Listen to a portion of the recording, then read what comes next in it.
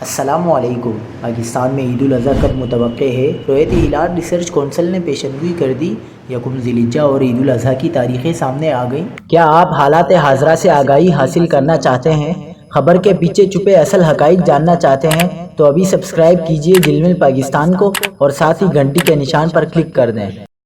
آپ کو بتاتے چلیں کہ رویت ہلال ریسرچ کونسل کے سیکریٹری جنرل خالد اعجاز مفتی کے مطابق پاکستان میں نئے چاند کی پیدائش 16 اور 17 مئی کی درمیانی شب پاکستانی وقت کے مطابق 1:15 پر ہوگی۔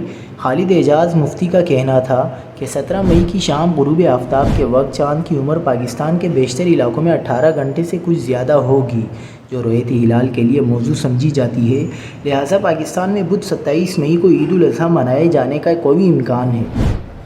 اگر 17 مئی کی شام ملک بھر میں بادل ہوئے اور چاند نظر نہ آ سکا تو ذی القعدہ کے 30 دن مکمل کیے جائیں گے اور پھر یکم ذی الحجہ 19 مئی بروز منگل کو ہوگی۔